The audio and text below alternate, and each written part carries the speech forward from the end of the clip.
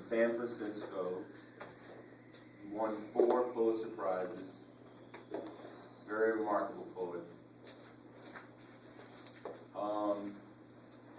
Birches, one of his more famous poems, deals with a lot of things. We have on the board here. We have the concept of youth, old age, the imagined boy, going back in time, life and death. Okay? So I think one of the questions I gave you is, what do you think the birches represent? First of all, the birches are what? They're trees, right? Okay. So in the poem, what do you think the birches represent? Huh? His life? Why do you say that?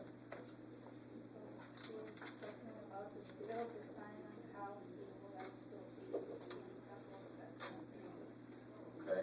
Anybody else have any interpretation? Yeah. Yeah, I consider it as life in general.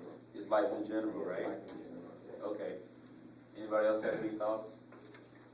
Okay. I tend to agree with you. I think the birches represent his life, all right? But his life is not linear. I mean, it's not the same throughout the poem. Because he talks about the birches once being what? Straight, right? But they're actually bent down. So how does that fall into what I have it on the board? Youth and old age, right? Because when you're young, you're straight, you're upright. But as you get older, you bend, because as you age, you die, right? So why do you think he introduced a boy? Now, is the boy real or imagined? Imagine, right? Why do you think he introduces the boy in the poem? What does the boy represent? Well, he's perhaps reflecting on his childhood, but what does the boy represent? I think he introduced the body to the story just to represent, to have an idea of how we live and how we live and then we die in process of life. Yeah, something like that. But when you think about it, the boy, regardless of your age, everybody has the inner child, right? Everybody has the inner child. And the inner child is what keeps us going. It's what keeps us not necessarily young, but what keeps us vital. All right, the inner drive. That's a inner drive fire that keeps us going.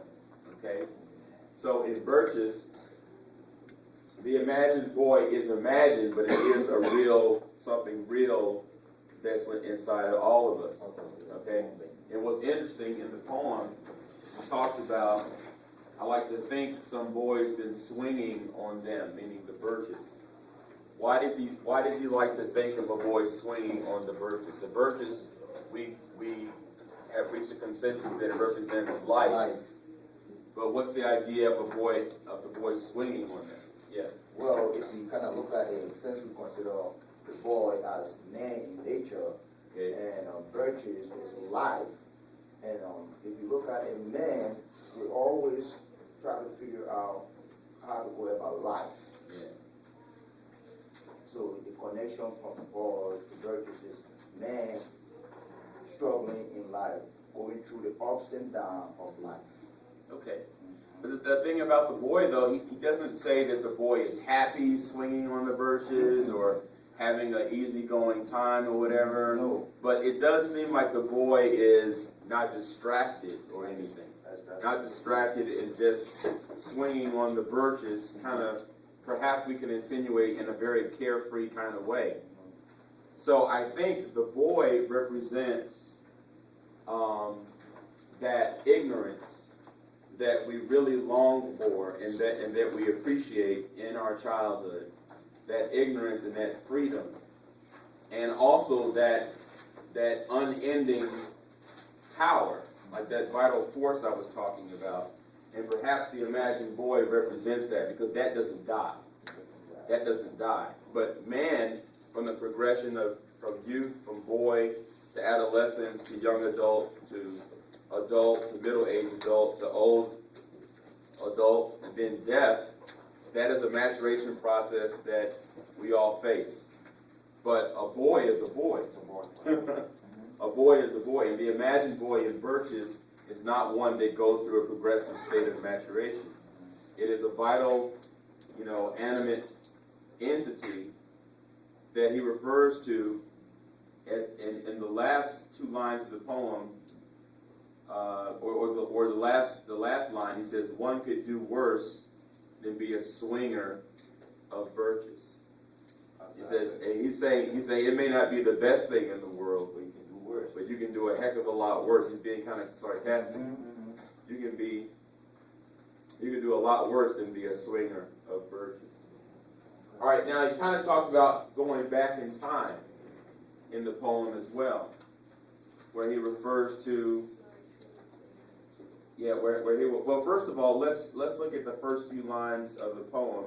"When I see birches bend to left and right across the lines of straighter, darker trees, I like to think some boy's been swinging on them. But swinging doesn't bend them down to stay as ice storms do." What do ice storms represent? Birches represent life. Ice storms, problems, right? Exactly. Exactly, excellent. Ice storms represent problems. And then he goes on, "Often you must have seen them loaded with ice a sunny winter morning after a rain. They click upon themselves as the breeze rises and turn many-colored as the stir cracks and crazes their enamel." But loaded as ice storms do. So they're covered in ice. I mean, covered in problems. Now, problems like what? Well, in life, on the insides of us, our bodies are less healthy than they were when we were children. Okay, we have, everybody in this room, our arteries aren't as clean as they ought to be. Everybody in this room, our teeth aren't as healthy as they were when we were small. He's checking. All right. Some of us in this room may smoke. All right. Everybody in this room has had a drink or two, maybe. I'm assuming. I'm not going to say everybody. I know I have. Okay. That doesn't help. Regardless of what you heard about, a drink in moderation is good for you. Maybe so, but I don't think a baby's going to put some vodka in his bottle and be healthy in moderation. Parents might. We have a defender here. Fact of the matter is, it's better to have the smoke and the alcohol not in you at all, even in moderation. That's the fact. All right. Also, the foods. What do babies eat? Baby food, and the baby food is not pizza, hamburgers, steak, lobster. I'm getting hungry, and it's 7 o'clock in the morning. All right, but you guys see where I'm going. All right. So the storms. That's one storm. What can be other storms? Relationships, the work. Look at us. Look at us. Babies are what right now? They're asleep. All right, they're either asleep or maybe they're up, but they're nursing. They're being cared for. We're in a class in Newark, downtown Newark, at Essex County College, early in the morning. I doubt if we all got 8 hours of sleep last night. 8 to 10 hours, No, this guy's laughing. He says, no, heck no. Right? Okay, that has an effect on our birches. That affects our birches. That adds ice to our birches. All right, relationships. I don't know if everybody's in here. I haven't had perfect relationships. I've had breakups. Girlfriends, you tell me you hear but you don't listen. I feel we're not going anywhere or whatever. I've had to say the same thing. Let it out. Yeah, let it out. Y'all, be quiet. All right, so that adds ice to the birches, right? Okay, and then, of course, as adults, we ponder existence. Like, is this all there is? I mean, a baby's not going, that's all there is. Where is God right now? I need my diaper changed. No. The baby is not going through all that. I don't care what you psychologists in here think. All right, the baby's brain is not yet developed to ponder existence, to worry about possibility of hell and sins and all that kind of thing. We think of that. Everybody in here thinks of that, regardless of what your religion is. We wonder, what happens. We wonder about death. All that adds ice to our birches. Okay? All right, then he goes on.